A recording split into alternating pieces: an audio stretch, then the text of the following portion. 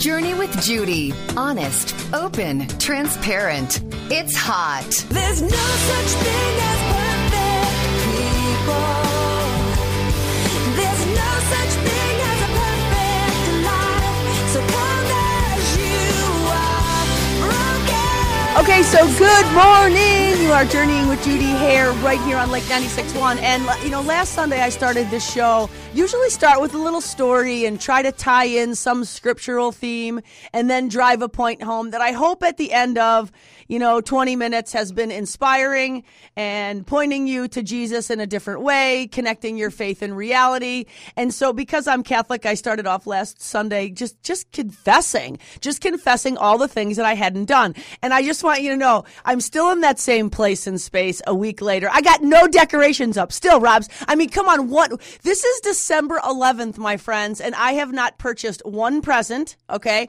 I have not put up one decoration. So, and you know what, here's what's so crazy is I feel like I'm supposed to feel bad about that. I feel like I'm confessing it because there's something wrong with that. And here's the deal. The reason that something's wrong with it is because I think I'm less inclined to embrace the Advent season because I'm not surrounded by tangible things that are reminding me, that it's Christmas and Jesus is the reason for the season, except when I leave my home and then everywhere I go, I'm almost reminded of how easy it is to lose this concept about Jesus. So I guess the question is, how ready are we really? I mean, that thing about getting ready, staying ready so you don't have to get ready. We are in the third week of Advent, my friends, and we're supposed to be rejoicing in what it is that we have prepared for. And I guess it would make sense that this third week is about rejoicing because they're making the assumption in the liturgical year that you have prepared. So the last 2 weeks you prepared, now it's time to rejoice. So what if you have not prepared? Are you still rejoicing in the same way? Are you still anticipating in the same way, knowing that you haven't prepared for what's to come? So here's something that's really cool. Robs, I got to remember to tell everybody this. I finally flew without being high. Robin might not know this. Little sidebar. I always fly high. I cannot fly if I'm not high. And so my man has been giving me kind of a ration about, it's so difficult to travel with you. And now that I'm traveling for business, I absolutely have to be able to not be under the influence of a date rape drug. It really would not be in the best interest of those around me. I certainly can never sit in that seat where they need help. It's like, dude, I can't even help myself. How am I supposed to help you? My solution is suck everybody right out of the exit door, and that will just be fine. So I just decided to prove a point to my family that I do not have to be high when I fly. And friends, I did it. I want you to know that I prayed the rosary more times in this 3-hour flight than I have in a long time. Another confession. And I killed it. Now, here's the deal. God was totally working in my favor because the plane ride was perfecto. I mean, it was so smooth. There was absolutely zero complications. We had a delay, but that's not what scares me. What scares me is when I feel like the wing is falling off or on fire or my pilot might be drunk or higher than me, even though I'm in seat 27B. So I was super proud of myself. And the reason that I flew, the reason I was even flying at this particular time was I was going to celebrate with my man. We were going to see our son and celebrate the culmination of things to come. So, little story about my son Carter. We just went to Arizona to celebrate the ending of his football career. And it got me thinking about this whole thing about preparation, because now what he had been doing is no longer, it's done. It's over. And so what that was supposed to do over the past 4 years was prepare him for what's to come, right? This is a culmination of what's to come. And now we look back and that thing is done. So culmination, by definition, is this pinnacle or climax of something. And it's especially referring to something that's been attained. And so he has attained this place in space, supposedly, okay, by definition, not necessarily for reality, but by definition, he is more ready now than he was 4 years ago.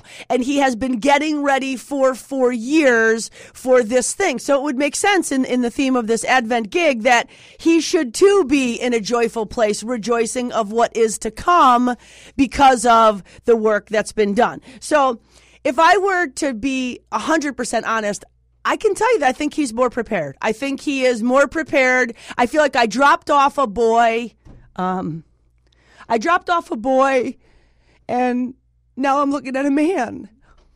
And it was just so amazing to listen to the way people spoke about him as a young man. And of course, they always give the parents the credit. Here's what's so funny. I want to take the credit when things are going well, but I want to just dismiss it that they were raised by a nanny when things do not go well. So when your kid doesn't turn out right, parents, it's not on you. And when your kids do turn out right, just so you know, it's not on you either. I mean, all we can do is train them up in the way they should go. And when they're old, hope that they don't depart from it, because the scripture says when they're old, they won't. But scripture also has that gap. Like, it says train them up and when they're old, but there's this collegiate experience in between, or this life experience in between, where maybe they go awry, maybe they go astray. And I just hope that it's not to the degree that I and my man ever did. So anyway, Robin says I got to go to break now. So we're going to be talking a little bit about how ready are you? And when you're closing one chapter of your life and moving into another, or what's done is done and what's to come is to come. Let's be honest. If you get ready, you don't have to stay ready. And we're living in a world that makes us so not ready. So you're journeying with Judy right here on Lake 96.1. Super happy to be here and grateful that you have tuned in today to be inspired about the best version of yourself. We'll be back after the break.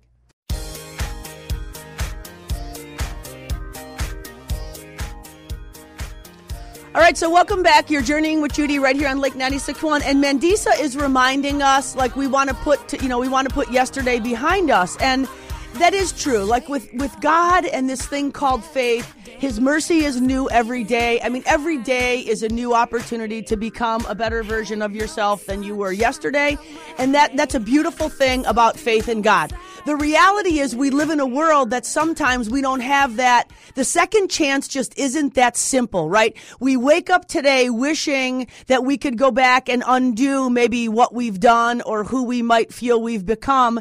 And the reality is sometimes we just can't undo it, right? So one of the things that I am so mindful of when it comes to being ready is I was not ready. I was not ready for the death of my mother. I was not ready for the real world. I was not ready for college. I just didn't feel like I was ready.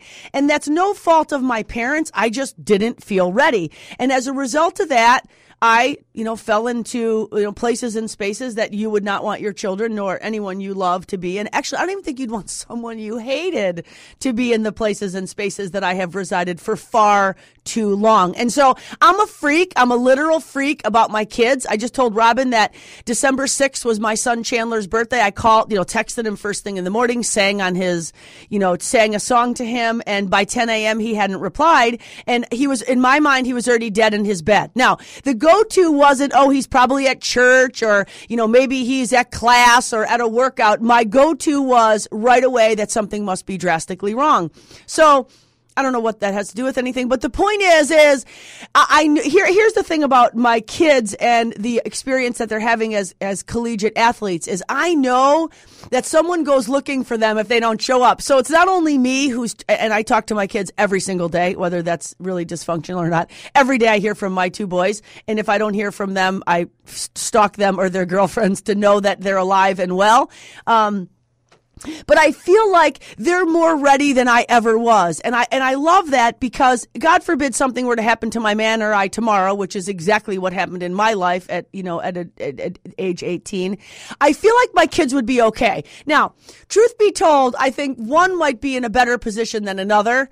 And isn't that funny how they're all raised in the same place, but they take different things away, from your values and from the way you've raised them. And so one seems very prepared in some ways and very ill prepared in other ways, and the other quite the opposite, super prepared. But here's the deal is what I want is I want to raise leaders. And if leaders are people who, by definition, lead themselves and lead others. I mean, leaders, by definition, are people who change people's minds. They affect change. They leave a mark and not a scar, right? We're fighting a culture of non-leaders. We're fighting a culture that raises up and promotes the exact opposite of leadership, right? So we live in a culture where everyone is doing what's right in their own eyes. right? And if we live in a culture where we're doing what's right in our own eyes, I can promise you we are headed for a demise, right? We talk about this American dream. I mean, the American dream is freedom. Freedom to do what we want, when we want, with who we want, right? And we actually believe that by doing what we want, when we want, with who we want, we're not even hurting anybody. I mean, it's my life, so I can do what I want. Well, here's the deal. One of the signs that hangs in my house and has for years is what I do affects you. It's a big old sign, and it reminds everyone, including myself, who comes in my house. And a lot of times people say, what does that even mean? What I do affects you, because what we do is not in isolation of ourselves. It's almost impossible to do something and not have it affect somebody in some way. And, whether we're bringing life or whether we're bringing death, the fact is we always have a choice. And when we live under that freedom of, freedom is license. Yes, it is. It is a license to do what you ought to do. It is not a license to do what you want to do. So it's interesting when you challenge certainly young people because they want to have their freedom. Like I know my kids, they have been on the tightest leash. I mean, tight, so tight, choking leash. And I know that maybe isn't the best way, but it was our way for a long, long time to hold them so tight that they can't make a mistake. Because if they make a mistake, they might turn out like me. And when you understand why I do what I do, you wouldn't think I'm as much of a freak as, most people think that I am. But the reality is I do not want to raise children who think they can do what they want, when they want, with who they want, because as long as it's not hurting anybody, who cares? I want them to have that theme, that mantra, what I do affects you. So it's interesting because this started very early on in Scripture, this theme of mastering your desires. I mean, seriously, like in the book of Genesis, it says straight up, like master your desires or your desires will master you. And so God always gives us the grace and the opportunity to rise above temptation. I mean, these are tempting times, Robs, right? I told Robin when I sat down, I have no idea what I'm talking about, and I still don't even have any idea what I'm talking about. But I do know that freedom is not licensed to do what we want to do. Freedom is licensed to do what we ought to do. So one of the things that I'm super mindful of is about what we're looking at and what we're listening to, because here's the fact is what we look at affects what we're seeing, and what we're seeing affects what we're thinking, and what we're thinking affects what we're doing. And it all kind of goes hand in hand. So I don't know about you, but recently I was listening to the music that my daughters were listening to in the car. Oh my Lord. I mean, I call it satanic. I call it what it is. And I actually like the beat. I mean, I can see where they're shucking and jiving and digging the beat of the song. Shucking and jiving. That shows that I'm 106 years old. But anyway, I can see why they're digging the music and singing the song. But either I just have the most foul, inappropriate thought process, or they are singing about the most foul, inappropriate things and disguising it as, something that is completely okay. And so I feel like that is what our kids and that is what we have the opportunity to listen to and to engage in as a forming of our mind and our conscience, our emotions, like what we're thinking, what we're feeling. And then when we find ourselves in situations that we wish we weren't in, we don't even realize that it started way back there. I mean, we do not make decisions to ruin our lives. We do not make decisions to undo what it is that we have as our dream or what we hope for our future. It is a culmination. It is a series of small decisions that have put us in the place and space that we reside today. Like, I am definitely the person I am today because of the choices I made yesterday. Now, I am not the person I am today because of I'm also the person I am today because of the choices I made over the past 50 years. But the idea is, for all the times that I wasn't ready and wasn't prepared to make the next right choice and found myself in a story I didn't belong, I used to stay in that story and think I did belong there. And the reality is, I'm going to go to break on this quote, is when you find yourself in the wrong story, leave. Leave. Absolutely leave. But here's the deal. You are in the right story listening to the show this morning. Greg Cunis believes so. Otherwise, he wouldn't sponsor it. So stay tuned on the other side of this break. We're going to talk a little bit more about something. I'm not sure what. So stay tuned. Stuff like that's exactly where I'll stay. See that line, I never should have crossed it. Stop right there, I never should have said that. It's the very moment that I wish that I could take back. All right, so Reliant K reminds us, like, that's exactly where I lost it. See that line, I never should have crossed it. So we all got lines, guys. We all have lines that we wish that we didn't cross. We all have places and spaces that we wish we didn't find ourselves in. And that's just being honest, open, and transparent, because recognizing that what I do affects you, recognizing that if we don't master our desires, they will master us. The thing that has mastered you began as something that you felt free to do. So the thing that has mastered you is not something that you set out to ruin you. It's a thing that you felt in freedom you had the choice to do. It was doing what you want, when you want, with who you want. And then here's the deal. I guess you can do that if you have enough money to get a really good attorney, right? So we can look at all these people in sports and we can see, I mean, Phil Jackson was just talking this week about how marijuana is just a culture in the NBA, so just like deal with it. No. If you are an athlete, okay, if you are an athlete and you become a role model for people, you're not living out a culture. You're creating a culture that's different than the culture that the world promotes, because you are an exceptionally gifted person using your gifts and talents, being paid zillions of dollars to be put in front of people as an example. So, no, you don't get to do what you want, when you want, with who you want. And we've all seen what happens to those people that do. And here's the deal. If you are someone who has lived on the side of the consequence of a decision that you've made, if you've lived on the consequence side of the equation, you know that it doesn't work to do what you want, when you want, with who you want, because it becomes a pattern, right? I mean, it's a pattern of disobedience, a pattern of disaster. And here's the good news. God always delivers us, right?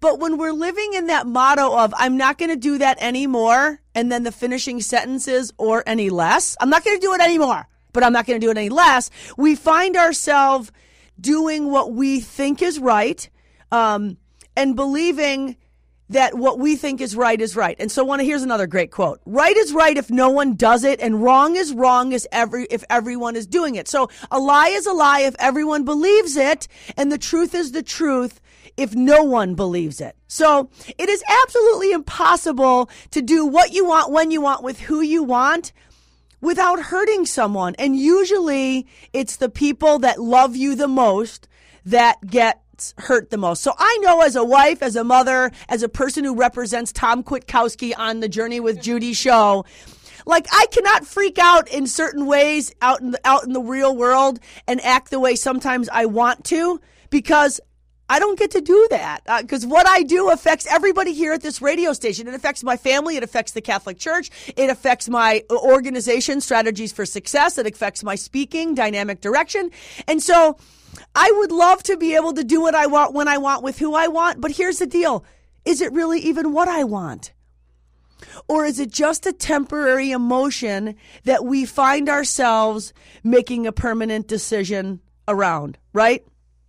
So it's sad. It's really sad that we are at an all-time low of what's acceptable. I mean, my daughter this week, in 3 instances, very flippantly told me about a girl at her school that, number one, is pregnant, another girl at her school that just moved away because she was in trouble with drugs, and then a third girl who she just said she was wearing an ankle bracelet. Like, I literally thought she was talking about, like, an ankle bracelet. And she goes, no, Mom, like a legit ankle bracelet. Now, friends, I know we're winding down and I'm running out of time. There's no judgment about those 3 people I just mentioned, but the fact that it was just part of an everyday conversation. I mean, back in the day, that was just black and white. Like, you would not be just talking about like that it was normal. And so the fact that our culture, where the ceiling has become the floor, is so super sad. And as people of faith, Jesus is asking you to be ready. To be ready this Advent season for what is to come. And if you have prepared the way for God's Son, then yeah, there's nothing to be afraid of. Then it doesn't matter if the whole world collapses around you, because you know that you have not done what you wanted with who you wanted, in the way that you wanted, because you know that what you're doing affects other people. And so this season of Advent, and as we approach Christmas, just a reminder that it is about the presence of Jesus and not about the presents that we may give or get. So I pray that you continue to be mindful of what it is to be a follower of Jesus. Okay, not a fan on Christmas Day, but a follower of Jesus. It is to be him. It is to see him. It is to bring light into this dark world and do what you ought to do, because that, my friends, is freedom. So thanks for journeying with Judy this Sunday. This week, keep it hot, honest, open, and transparent. And let your motto be, all right, keep it hot, honest, open, and transparent. Peace out.